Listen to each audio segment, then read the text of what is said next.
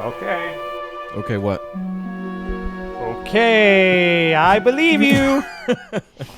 Welcome to Book Club for Movies, everybody, for the week of March 23rd. I'm Ryan Miller, and hey, our very own storyteller, Matt Amberg. Same intro as last week, still works. Gonna keep using it. Yeah, no, I don't think ever stop, honestly. I wonder what we're gonna watch next week. Will it work? Stay tuned to find out. Because it's going to be the never-ending story. It always is. At Book Club for Movies, where we watch one movie a week. And you can too. Then you come over here, you talk to us. You can find us on Twitter and Facebook. You can chime in. Did you just say we watch one book club a week?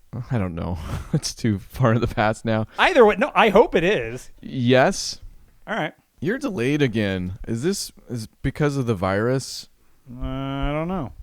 I'm going to guess it is because of the virus, because so many people are streaming their lives online now that they're stuck at home. Are you stuck at home? I'm always stuck at home. That's true. I am usually also stuck at home, asked to be stuck at home on Monday so we could record this thing. That was extended for the week, so I spent all last week from home, and then I got furloughed on Friday. So, Furloughed? Is that like furloughed. frozen? You got frozen Logurt? Frozen? Too much or not enough of the good place? I don't know which one, but yes. Holy shirt balls! That I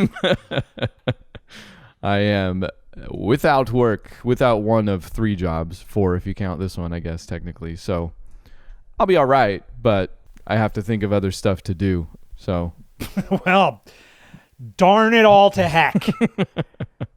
one of those things that I did, actually, no, I didn't. Before I got furloughed, I watched Marriage Story twice, which is our movie for this week. You've watched it, I think, once, and I think mere minutes ago. Yeah, I mean hours ago now. Okay, all right.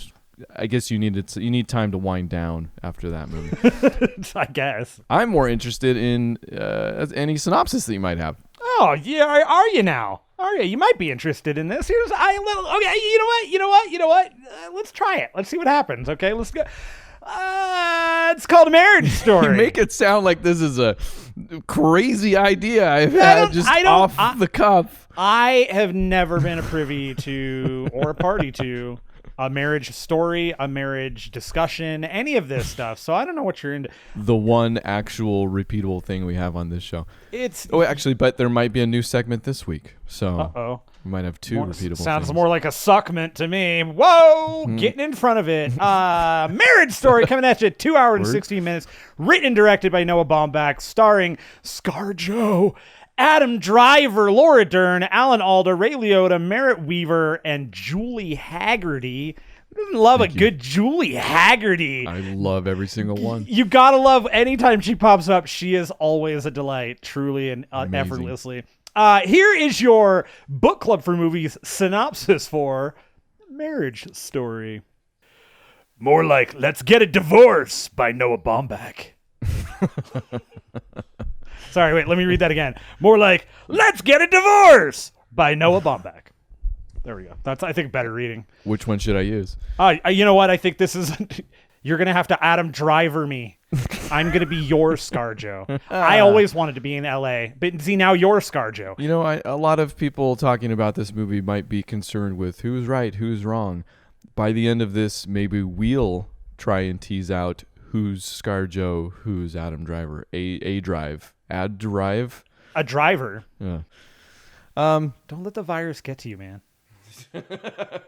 Don't let the virus interfere with the show. Have I got coronavirus? Is this what it's like? You suddenly become very confused and concerned about the quality of the podcast you're doing. That's why it's affecting so many white men. Oh, gosh. Podcasts across the world right now are just suffering. I was going to say, how many podcasts have been born because of coronavirus now? We were popular before. That's right. Our viewership has ballooned during virus season. As an ongoing evolution of this here Book Club for Movies.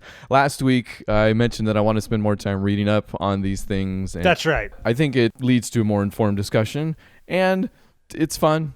It's fun. I love it. So this week, it's Marriage Story, and I may have mentioned at some point that I've watched it a couple times already. Multiple times you've mentioned that. Actually. Oh, I did mention that because No, keep going though, because let's keep everybody informed. We don't want to lose any. We don't want anybody losing the thread that you have seen this movie at least thrice. I'm hoping that by the end of the story, you'll have seen you've seen it like 18 times. I've seen the movie 6 times, and the 7th time I watched it, I said on the 9th watch here next time, guys, it's gonna be as good as the 10th. Are you watching it right now? I could be.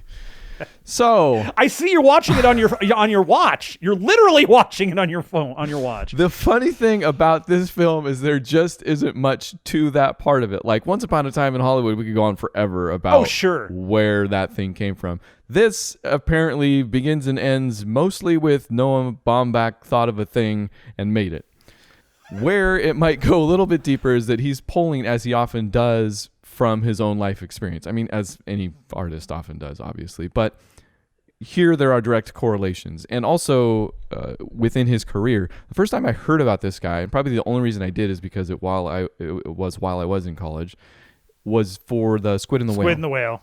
Yeah. I was going to say, as soon as you said college, it was like, oh, Squid and the Whale. Right, okay. And I never saw the thing, but somehow never forgot the name of that movie and the name of Noah Baumbach. So, great name. You seen that?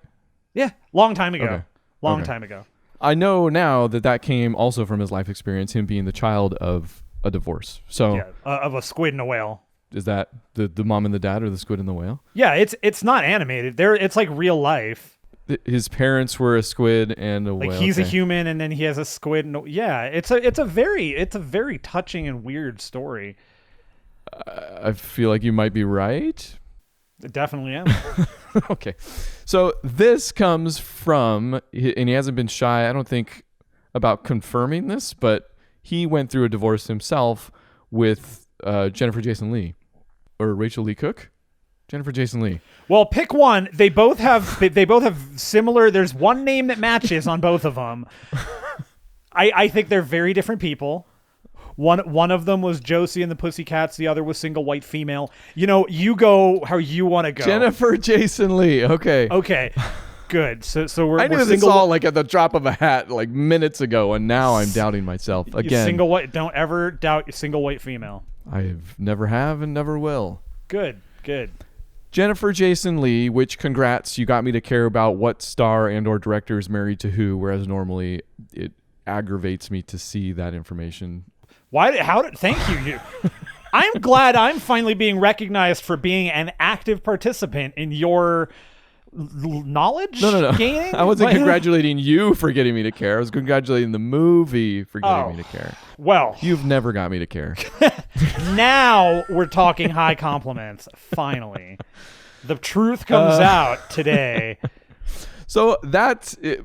The life of Noah Baumbach is going to enter into, I think, a little bit about how we talk about this movie. This movie, A Marriage Story, as you've so delightfully synopsized so far, is about a divorce. Now, have you ever had a divorce? I have not. No. Okay. I've had a marriage. Now I'm thinking maybe let's just go ahead and put a pin in this one. Go grab one real quick. And then, because you can always get remarried, but go through the struggle. So the movie, like you. Okay, real quick, let me choose a divorce. Funny enough, Scarlett Johansson was going through a divorce when she was approached to play this part. That is funny. Noah Baumbach did not know. Sadness is funny when other people are going through it. I can't say that word in German. I think you can. Schadenfreude? Thank you. For now, let's talk about how also the Laura Dern's character... Nora, thank you. Laura Dern's character Nora was based on real-life attorney Laura Wasser, who represented Scarlett Johansson and Noah Baumbach during their respective divorces. And they even filmed in her office. Again, this is the type of stuff that happens. That's kind of funny. When you let me read things. It's not bad, right? Still interesting. No, that's funny. Yeah. Okay. Sure. Weird. Everybody's getting divorced in this movie, or before this movie. During this movie? Movie... Divorce is a big thing right now. It is, especially if you watch this movie. I'm curious. It's so hot right now. First impressions, Matt Amberg. Oh man, I don't know. I don't think I could off the cuff do an impression of Scarlett Johansson. Dang. It's That would be difficult. Scarlett Johansson is not that difficult. Come on. She's got like a lower register. Lower than me. I don't. I'm pretty sure her voice is lower than mine. I'm just saying she's got a lower voice than mine. You just need a line to come into it. What would the ScarJo line be to begin that impression? Watch out, Steve. I don't know. It's pretty good, and it comes out. Okay, wait. Here's my Adam Driver impression. Okay, he goes. Just join the dark side. That's it. I think it's pretty good. It's pretty good. I like Shatner too. Billy S. Okay. Let's talk Okay. about okay. You have something you want to ask me. What you want my first impression of the movie? I'm just curious what you thought of this thing. Kind of early thoughts. That was good. That's a solid movie, good. man. Yeah. Okay. Good performances overall. There are things, sure. Okay. I think that for a movie that, and this is actually kind of the thing that sticks out to me in the movie. For a movie that hinges on family and hinges around the divorce, and they make such a big deal about Henry, their son, being such a big part of it, I think they cast that role really poorly. That kid was not good. He seemed to me to be like I didn't recognize him, but also No. wouldn't be surprised to find out he hasn't done any other movies before. You know? No, it was, and that's fine. I don't care where he came from. I'm saying I'm just I feel speaking to experience. Like the couple of things that I run into with this particular thing is like the kid is, and again, this is, it's nitpicky, but Okay. I think at the end of the day, honestly, that kid kind of brings down some of the scenes that would otherwise be elevated by, there are lots of better kid actors out there. And I think one of the things that I kind of ran into with that character in general was, how old was he supposed to be? I don't know. Yeah.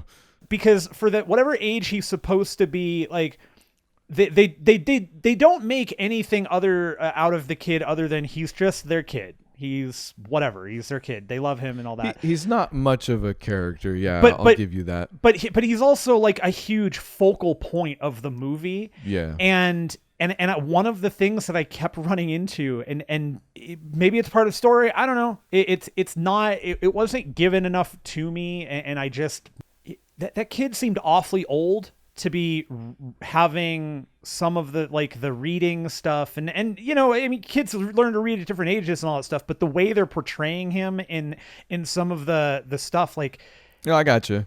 Yeah. but it's like he wanted a kid that was a certain age, and he couldn't find the right, like, there was no explanation as to why the kid was having a hard time reading. And again, kids learn different things. That's not really the issue. It's That just is true.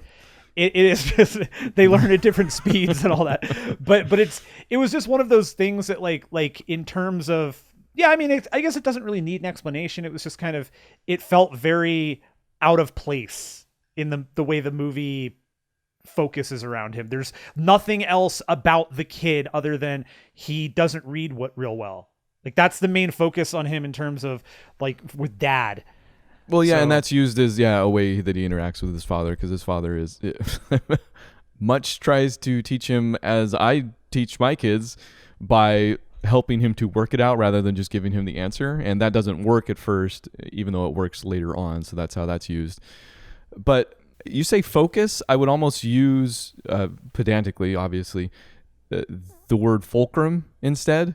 Sure. Because it's definitely a point, but it's not necessarily a focus. Like, he's not developed as a character other than to forward the characters of the parents, actually. And I get the age thing. Like, I guess I kind of got over it. I don't know, but Yeah, but you've watched the movie how many times? 5, 6? I think it's tough because you put a more seasoned child actor in there, somebody that maybe does command the spotlight a little better, and that changes a lot.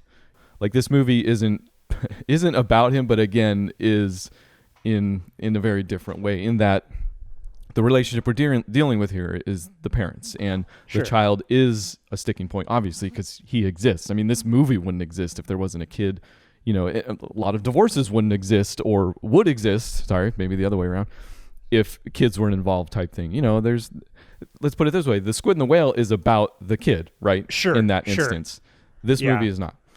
No, and that's fair.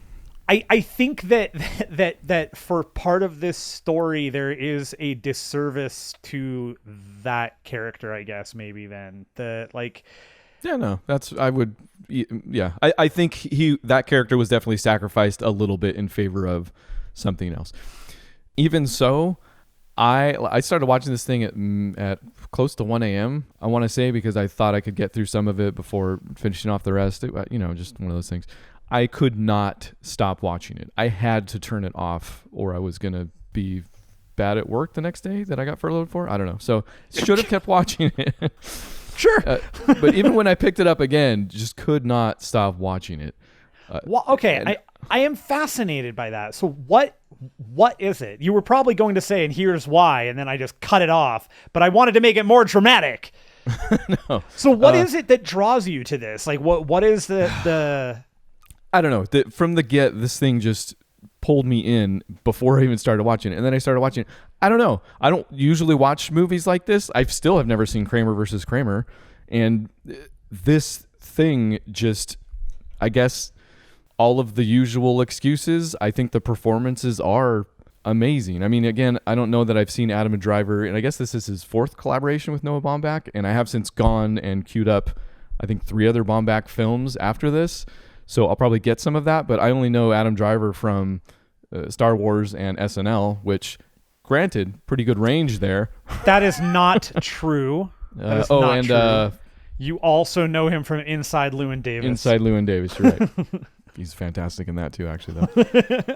But I've never seen virtuoso performances like this, or meaty scripts like this given to him or Scarlett Johansson, for that matter. So I think I was seeing something wholly new from them. I think I was seeing something fantastic from them. There are moments where this movie's firing on all cylinders, and it's because of the performances, the direction.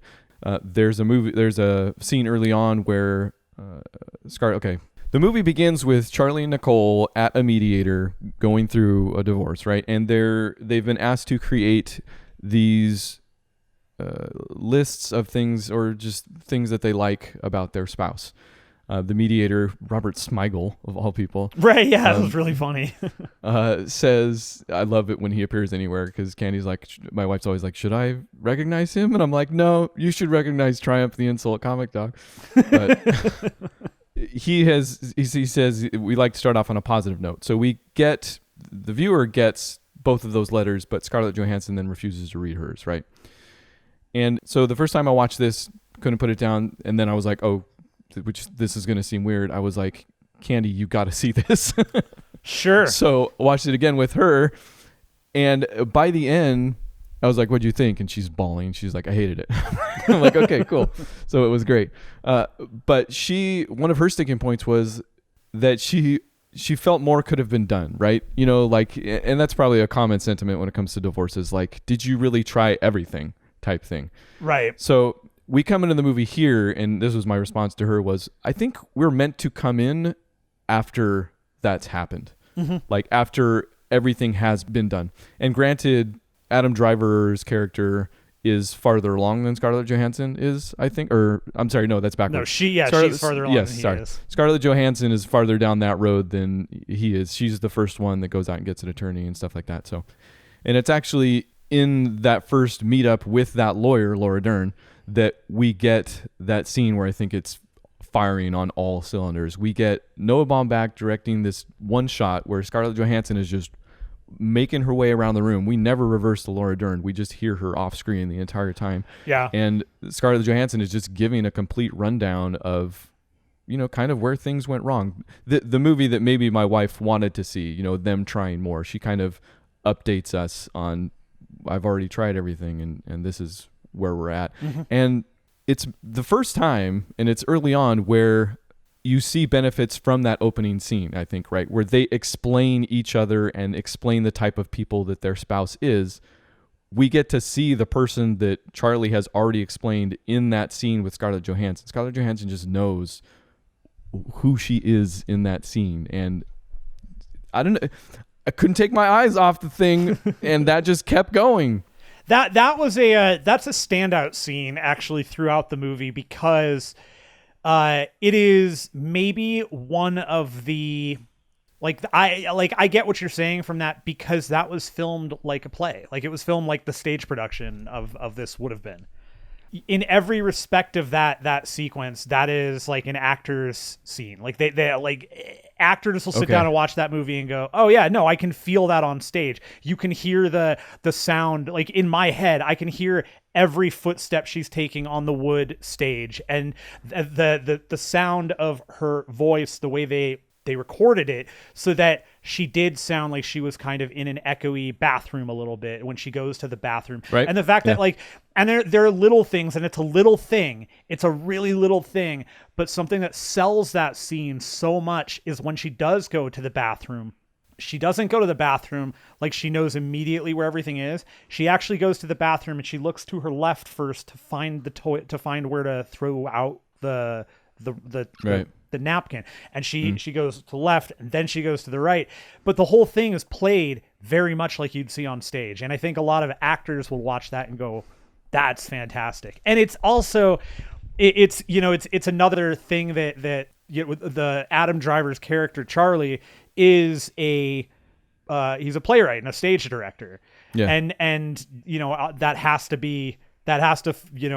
inform Noah Baumbach. Noah Baumbach's background has to inform this to a point. So there's a whole lot of layering with her being filmed in that respect, with the character that she's divorcing, having been a playwright and a director. It's a really great scene, really beautifully shot, beautifully acted, terrific bit. It is, and it's crazy to hear you say that, because I was having issues, and this is actually the new segment for the week. Stupid trivia. Sponsored by IMDb, because it comes from IMDb. I hate the freaking trivia section where, I mean, apparently anybody can write anything in that section, because there are just always the stupidest things, like people reaching so far. Oh, and it drives me crazy, because it's always like my favorite one is the one from Mad Max, where it's like, there's a pig in Mad Max. Also, George directed Babe. And I'm like, come on, you got trivia. Something like that. It's worse than that too. I can't even remember. The one I pulled two, because believe me, it was a real contest this week. Was this right here, and now I'm the stupid trivia of the week, because you just absolutely solved this, and you would be the one to do it. So the trivia says this. It says, the theme of theater is reflected in the film's production design and the architecture. Charlie and Nicole have a proscenium arch in their apartment. In Nicole's mother's house, characters move in and out of rooms that interconnect to the kitchen, like a backstage to the main stage. During Nicole's monologue, she walks in and out of rooms. And similarly, Nicole and Charlie walk between rooms during the fight scene. The first time I read that, I'm like, come on, man. Like, people walk between rooms, and, film and theater aren't like terribly different. There's going to be some crossover. But now you just blew all that out of the water, because I'm thinking about how those two Sondheim songs are in this thing. Like, yeah. There's a way deeper connection to theater, and knowing Noah Baumbach, some of this stupid trivia was purposeful, and I'm the dummy. So I totally think what you're saying, because that trivia sounds like it was written by a 7-year-old. They go into rooms, but and you're not wrong, right? Like in stories, now historically in fiction. This is not true in nonfiction, mind you, but in fiction, characters do go in and out of rooms. That is true. That does happen occasionally. People walk in and out of rooms. In real rooms. Every time that happens, I'm going to be like, oh, theater. Like, I'm bringing that up from now on. Anytime Candy does it too, when she comes, I'm going to be like, oh, I see what you're doing there. Is this a reference? Have you been watching a lot of Baumbach lately? I'm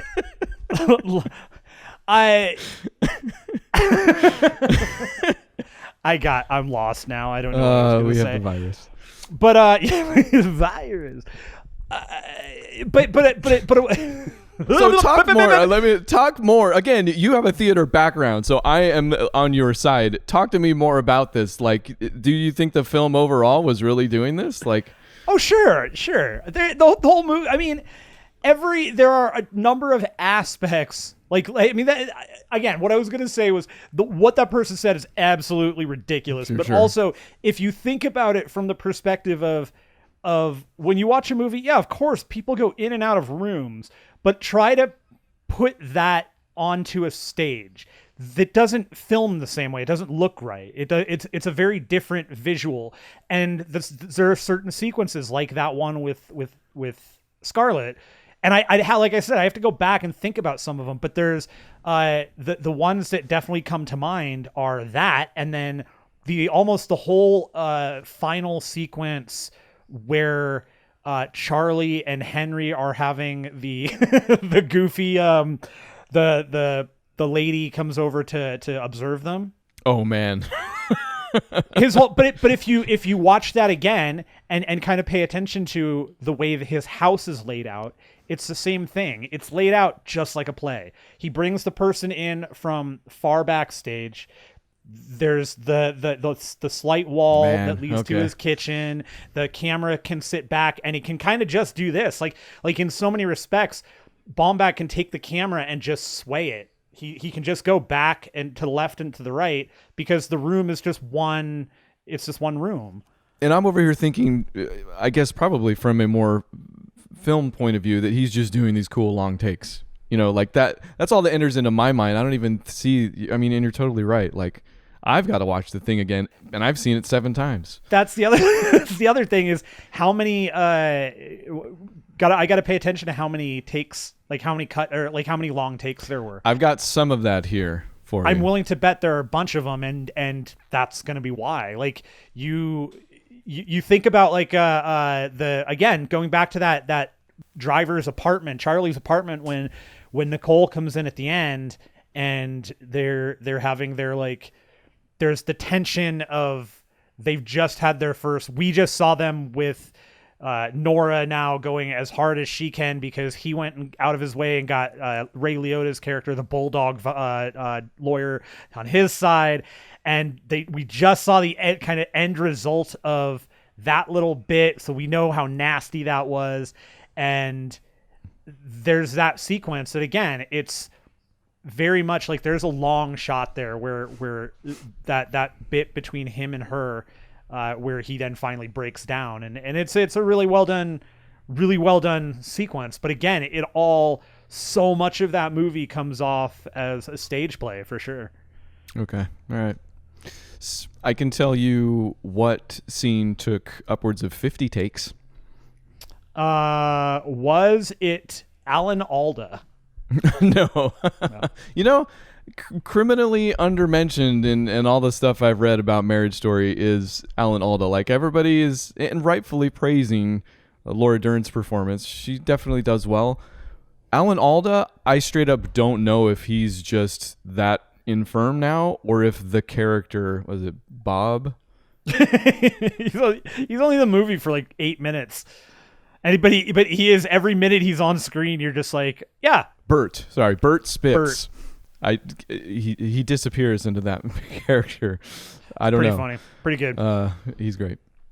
But no, the 50 take scene was the fight scene.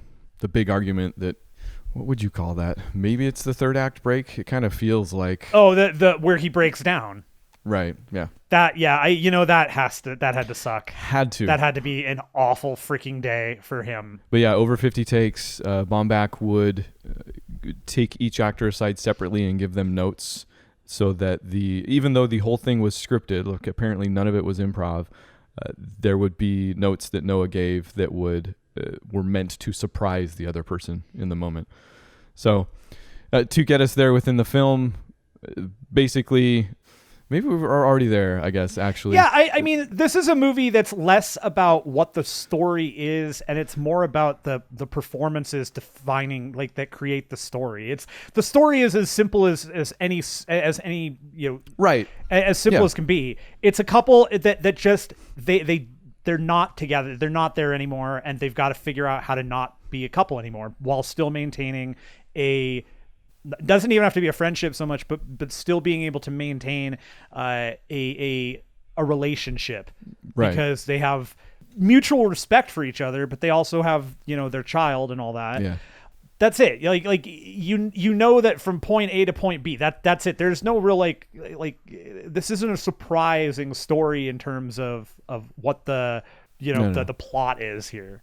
I'm not trying to be reductive, because the movie is really good. It's just that's not the thing. And maybe the thing that we should have been talking more about up to this point are not even the sticking points, but the characters themselves. Because when we mentioned that Scarlett Johansson was farther along than Adam Driver, she is the one that hires an attorney first, but we find out it's because, and by the end I will ask the stupid question, but it's because she's a beautiful character, but she has kind of been subsumed by Adam Driver's character, by Charlie, and his drive. She's an actor in his theater production, has been since he picked her up after she made a teen, which this is a 1-to-1. Rachel Lee Cook, I guess, was in Fast Times, was it? No. Jennifer Jason Leigh was in Fast Times. Oh, gosh, dang it. And Scarlett Johansson's character also has a teen movie moment in this. Yeah, and I mean, Jennifer Jason Leigh is just making movies with Quentin Tarantino, watching Kurt Russell break 100-plus-year-old guitars. No B, dudes. Basically, I think those are the two sticking points, kind of. Like, Adam Driver has been this overwhelming presence in their marriage. Scarlett Johansson, because she is probably the nicer person here, has kind of lost herself in that. And it's funny, when I say the stupid question, it's who do you think is right and who do you think is wrong? Obviously, I think this movie, when we say there isn't much story to speak of, it's because it's a movie spent entirely, among other things, with trying to get the balance so right that isn't necessarily a question you can answer. Oh, yeah, no, there's an answer. For me, there kind of is too, but again, I think it's a more telling what you think the answer is than because the answer this is the answer for this is in so many respects the same answer that people come to at the end of a divorce. All right, we'll just go with it then, because I think it'll figure into this fight that we're actually talking about anyways. Yeah, well, I mean, the answer is communication. Like, they're both wrong. They were both wrong the entire time. Okay. She nobody is the victim here. They both, like, that's the thing. It's like, this isn't 100%, obviously. There are plenty of divorces that definitely should end in divorce and that have nothing to do with this. But in this case, based on everything that ever comes out, this more reads to me like, or at least it felt like this is a communication failure. Even if it wasn't going to ever work, that's not to say that it fixes it, but they're both wrong. Like, he's overbearing, and he needed things from her and he never said anything, and she needed things from him and she never said anything. And when they did talk, the communication was faulty, right? Like, it was because she mentions it a bunch of times where she's like, we talked about this, and even he says, we talked about it, we never agreed about it. So their communication lacked the entire time, which is also something she kind of teases a little bit, that the issues were always there. She was just so excited about something else in her life that she kind of ignored it. So it's I mean, there's communication is the big one. That's I think they're both. Absolutely, yeah. I don't think either of them are right. I don't think either of them are wrong. I think they're both wrong for each other. Okay, yes. Asterisk. You're right. Obviously, and once you get to the one part towards the if you're going to get to the cheating thing, like, that obviously no. Like, that's the thing. Not at all. Yeah, that barely. I mean, they bring it up, and which I'm glad that actually was not a something they wasn't a thing focused really. on. And no. I was glad that they that both was... kind of knew. I mean, it was a thing because obviously you don't freaking do that, but right. They both knew. Like, he kind of knew that their marriage was done already. He admits he made a mistake, and again, this is based on Noah's. I don't know if confirmed, but rumored real life slip up with Greta Gerwig, who he's with now, apparently. But the asterisk is this to me, and this is smart given that the director is, the stand-in. Adam Driver is the stand-in for the director here. Charlie definitely was selfish, obviously, and that's a word mentioned several times. It's in that fight, right? When he he's almost about to break down, and after they've already begun yelling at each other at the top of their lungs, he's like, "And I can't believe you're winning." Yeah. And her response is, "Winning? I loved you more than you loved me." Right. Thing. I can't remember the exact words. So yes, obviously there's a breakdown in communication. And again, I think this is smart for the director, because otherwise you make a movie where you paint your ex-spouse as the one who's more in the wrong. No, that's fair. Yeah, you're right. And I did forget about that one. That line does really send it over the line. See, I do feel like that. Yeah, that Adam Driver's character, that Charlie, is a bit painted, because he doesn't disagree with that. In fact, he might even say, "What does that have to do with anything?" Or that might be another point, I can't remember. But he doesn't disagree with it. And the whole movie tells us that that is true, and that he really was. Yeah. And there's another good line you mentioned when he said, "We never discussed it."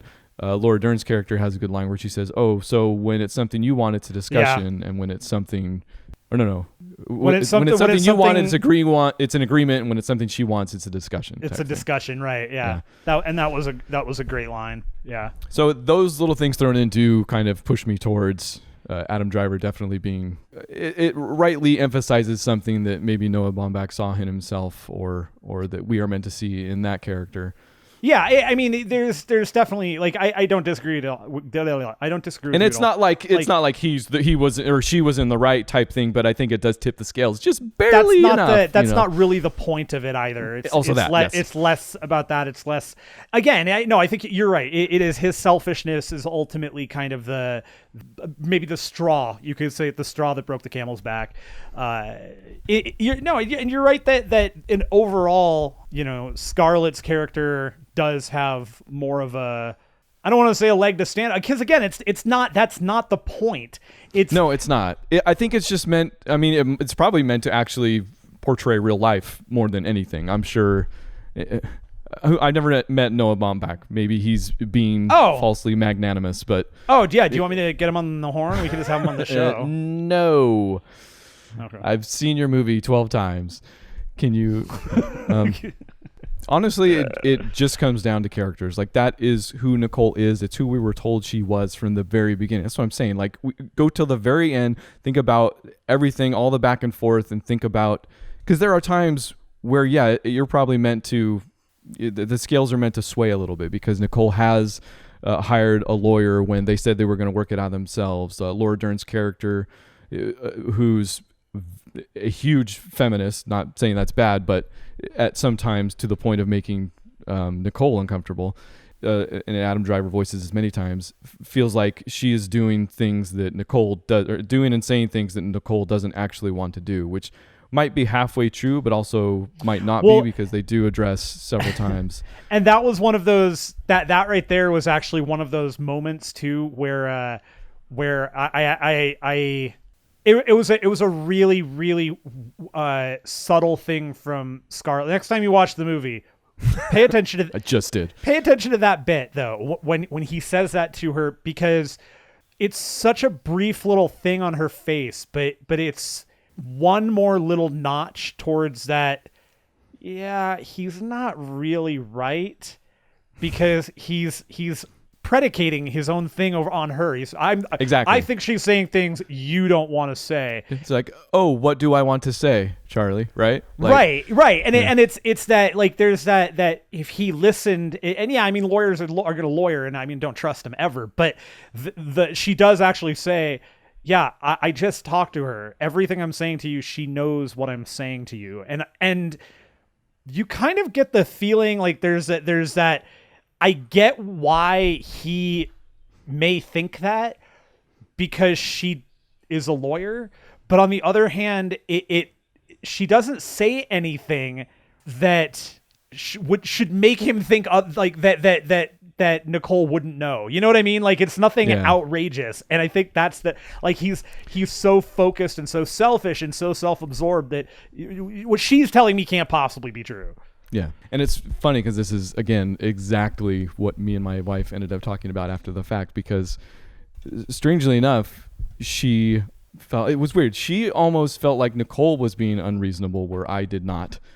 And I felt like Adam Driver was being a self-absorbed jerk where she did not, and again, her overall was, I wish they could have just done more type thing. And she's like, well, why did she hire the lawyer first? Why did she let the lawyer talk for her? And I'm like, well, because her voice alone hadn't been working. That's one of the main reasons they're getting divorced, and a lot of this surfaces in the sticking point of LA, New York. She assumed they were going back to LA at some point. Charlie never thought such a thing, but I'm sure discussed it with her and then kind of put it off, as you do type thing, communication, whatever. Mm-hmm. So yeah, like she was probably happy to let the lawyers say things she maybe didn't completely mean, because maybe in a way she did or had to, because everything she did mean didn't work. Well, and that's why they were where they were. Yeah, and I mean, you get an extra little bout of that from when she's first hired at the job, and she's holding the baby, and she keeps trying to say something, and they won't listen, and then finally, the woman who gives her the lawyer's number is the one who says, "Yeah, well, what's going on?" And the explanation happens, and it's another one of those. I actually think that, like. And maybe I'm just reading too much into this now, but I felt like that was also just another one of those moments. I felt like that was a moment purposefully put in there by Baumbach because of the, like, that's a little bit of that angle, that feminist angle where nobody's listening to her. He won't listen to her, so now he's gonna go get. Now she's given, another woman tells her, "Here, I've got somebody that can help you because I was having the same issue.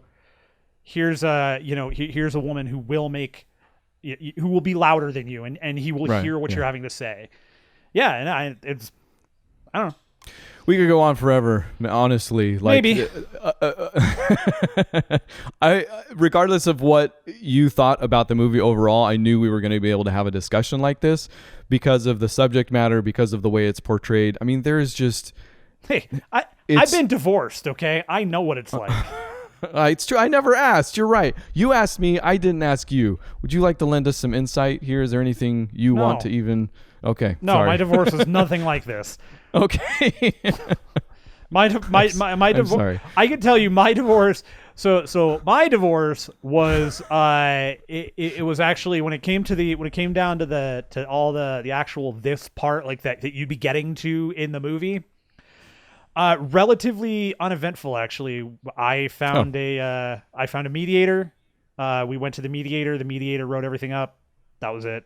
Your Robert Smigel worked for you guys. She did. We had a lady Robert Smigel. You found whoa. That was actually the other thing. I'm sorry, I totally skipped that. So one of the other things, in terms of what I was just talking about, that last little thing, was I think that was also a part of why the Robert Smigel character doesn't work for her, is because it's a man that her ex chose, right? That specifically is saying, tell him why you love him still. When she's trying to specifically say, I have to get away. I'm trying to go away. And like the reasoning the Smigel's character gives, it's that to try and see each other as people. I understand that. I understand also why she would not want to engage in that, and why also interesting, to the character, you get Driver is a little smug about it.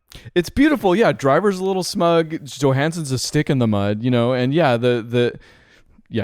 we get so much of the rest of the film in that first 10 minutes. It's beautiful. Yeah, no, it's super solid, man. It is I do not know that I will watch this movie as much as you have.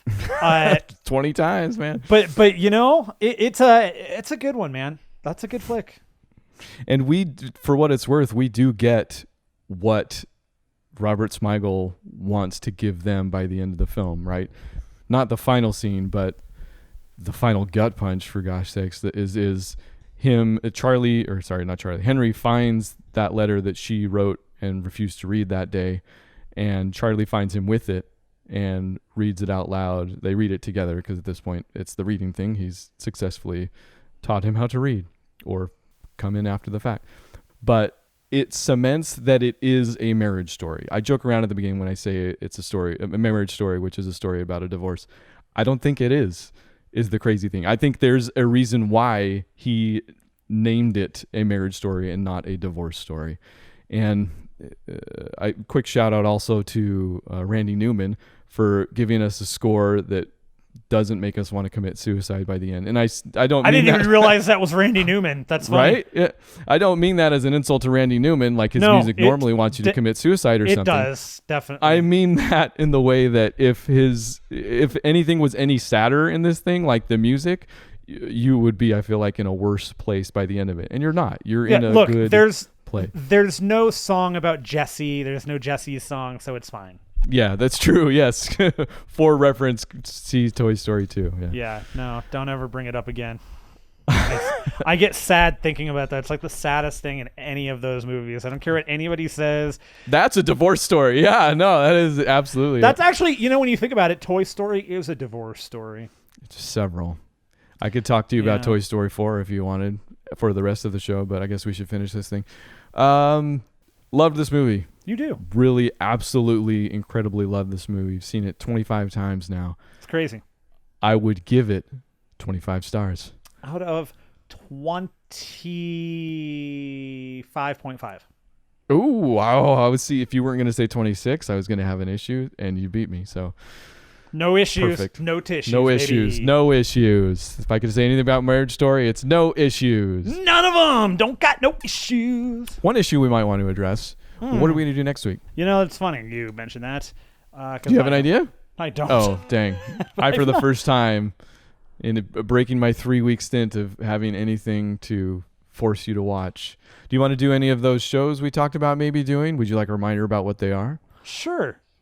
We have the X-Men movies show, the William Goldman show. Most of these require multiple movies, so probably not great at a week's notice. But the Jim Carrey show, possibly featuring Sonic, which is out for early download now. Again, everybody has the virus. Star Wars shows, which I actually did rewatch Rise of Skywalker this last week. Not going to talk about it. And a Kevin Smith show. No, I don't want to do it. No, okay. Then pick a movie, any movie. Tell you what, while you look that up, I'll give you the actual real IMDb Stupid Trivia of the Week contest winner. Ready? Ooh. It's at the very end of the film and the trivia section. It says, quote, "At the end of the movie, the family dresses as the Beatles, a la Sgt. Pepper's, to go Halloween trick-or-treating in Los Angeles. Based on the outfits they chose, Nicole, Scarlett Johansson, is John. Her mother, Carol, Julie Haggerty, is George. Nicole's new boyfriend, Mark O'Brien, is Paul. And the kid, Henry, A.G. Robertson, is Ringo. Charlie, Adam Driver, is dressed as a ghost who is asked to take care of Ringo." Trivia. That's it. I did. It's literally just the movie. You just explained a scene in the movie. Yeah, you did. You've is done that nothing. A trivia? No. Thank you for spoiler alert. Yeah, spoiler alert, by the way. What a jerk. Most useful, again, you're still looking at movies, keep doing it. Most useful trivia actually came when they met up for Halloween and Adam Driver was the Invisible Man. Scarlett Johansson was David Bowie. As she comes to the door, Adam Driver says, "Station to station?" Yeah, and she says, "No, let's dance, you idiot." She doesn't say you idiot, but that's kind of how she says it. But they're both wrong. Yeah, it's a... Quote, "Nicole is wearing David Bowie's outfit from his 1983 Serious Moonlight Tour, though the Serious Moonlight Tour was in support of Let's Dance, and the title Serious Moonlight comes from the lyrics to Let's Dance." A nitpick maybe, but it's almost my favorite microcosm of the entire film, honestly. Ridiculousness. I'm sorry. I'm making this probably extra hard for you to look up any movie that you actually want to watch next week. You're not. The thing is, like, I don't know. I just have not been, for whatever reason, not been thinking about, I'll watch this movie. Paul Orion, did you watch anything amazing that you want to retroactively make a show? Or something that wasn't quite amazing, but you thought it was, and I will think it's okay? I don't think so. That's the thing. It's like, so we have not been watching a lot of movies. We've actually been watching a ton of TV. Well, we haven't been at this long enough to do another TVDB TVVB? No, not at No, all. that's this website. Sorry, TVVB. I don't know what we do. The last movie I watched, I haven't finished it yet. I still got like 45 minutes left to it. Was that documentary, They Shall Not Grow Old. That's well, how far along are you? Did you say? Again, like 45 minutes left, and it's like a 3.5 hour long movie or something. So you've already got to the has the big change happened? Yes, the big change has had. Yeah, it's a great. It's just one of those. Like, It I don't is, wanna yeah. talk I don't know if about it's a that. show. Yes, also that. At that point, you're just doing a history lesson. You know, it's like A really good one, but still, yes. actually, you know what I do have that I haven't watched yet, and it's actually it's a little difficult to watch, maybe because it's the Invisible Man. Oh, classic. Yes, one of the classic Universal horror movies, or one of the new I can't even remember the name of The dark universe. Yeah, well, good enough because it doesn't exist. That failed, right? No, they're still trying to do it. Are they still trying? I'm not even kidding. Yeah, they're actually I don't know if this is going to be part of it or what, but there's somebody else is trying to do something. There's another. Okay, well, we'll try to do something next week with it. The Invisible Man. How about that? Invisible Man. One of those out for early release movies, right? Like it's already out there. Yeah. It's you're gonna have to rent it. It'll be on Apple and all those places, Xbox Live. But it's out there. It was just in the theater, and for a movie that was made like on a $7 million budget, it ended up before Virus World happened. It ended up like it had like $60 million or something. Like it made crazy money back. So it's Blumhouse, and I've heard it's doing all right. Yeah, and this is going to be interesting because the guy who wrote and directed this one, Lee Whannell, is the guy who did Upgrade. That's okay. I'm like, his name's so familiar. Yeah, and was also engaged in the first the Saw films. He was in the first Saw movie. Oh, was he really? Yeah. Yeah. Whatever. Upgrade. If this could be like Upgrade, we'll do all right. Yeah, this is going to be an interesting one because I have I don't like Elizabeth Moss. Okay, here we go. Here we go. So tune in next week for The Invisible Man. Matt, do you have any other movies you want to talk about for the rest of the show? I don't, actually. We've been watching so much TV that I've got mostly stuff for TVVB when we come back to that in 6 weeks. Okay. Can I tell you about Toy Story 4 just real quick? Hit me. Toy Story 4 has a BioShock 2 sized hill to climb. BioShock 1 sized hill to climb. I don't know how that analogy would appropriately be expressed. Sure. With words. There's a watery hill. But Toy Story 3 is a darn near perfect film to me. Yes, I remember this. And I only say that because it's hard to believe anything could be absolutely perfect, but I couldn't actually tell you anything that's wrong with Toy Story 3. Mm-hmm. So, Toy Story 4... Uh-oh. It has that problem, which might be more my problem than its own problem.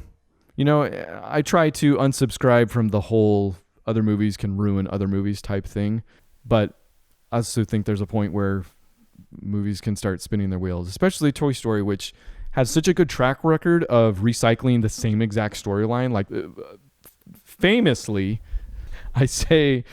my favorite Toy Story is the one where they get separated and they have to come back together. Because that's every Toy Story. Wait a minute. It's every Toy Story. It is. I don't even know what the first Toy Story 2, which actually famously had a complete and total rewrite. I don't even know what the original Toy Story 2 was, but it probably was that also. It was basically Toy Story 1.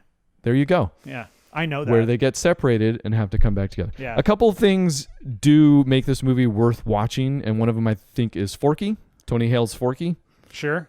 Just an absolute amazing delight. I don't know if you've seen pictures, but he's a spork that Bonnie, who's the new kid in this movie, it does carry on from Toy Story 3, it has created at school and thus becomes alive but is trash and keeps trying to commit suicide. There are some, in typical Toy Story fashion, Sounds especially like me. Toy Story 3, there are some very heavy themes at play. But I don't think the movie treats them especially well. or as a treatment. Not that it's treating things poorly or something, but I guess it is because that still makes sense grammatically. Sure. It's well executed, like any Toy Story movie is. None of that's the problem here. It's just doesn't deliver on those deeper themes. And while I love the ending, it's kind of part of this new wave of happy endings that aren't traditional. You know, like I think about Frozen, where true love was the answer, but not true love between a man and a woman, true sisterly love type thing. Where the prince was not the answer there. Or I think of, again, Toy Story 3. Or even, Wreck-It Ralph 2, where Still haven't watched it.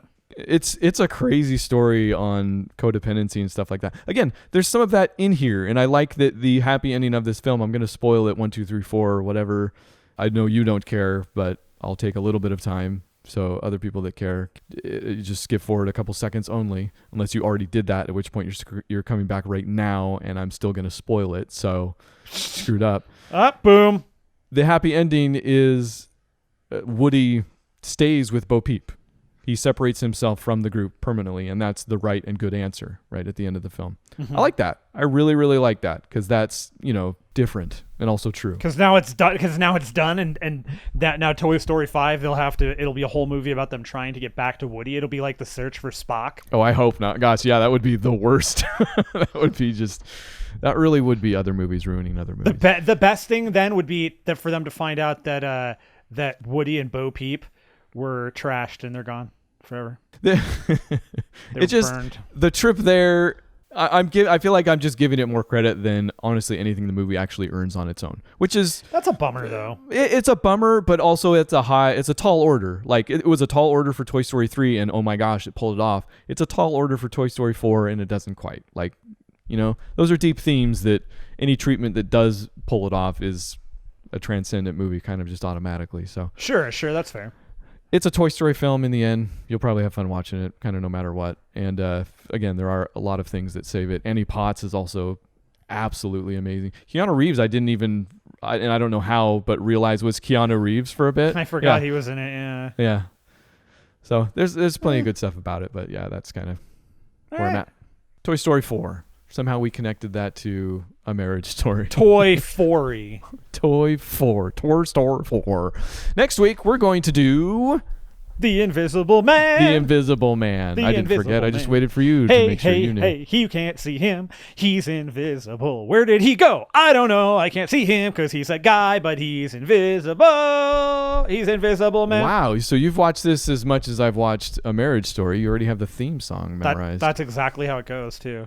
So come back next week for that. Again, Book Club 4 Movies. You can find us on Twitter and Facebook and or the website, bookclub4movies.com. You're stuck inside. We're stuck inside. So... treat yourself. Treat yourself. Again, I've been watching TV. Treat yourself. To some Parks and Recreation. Parks and Get on the TV train. It's the worst. Bye. Bye.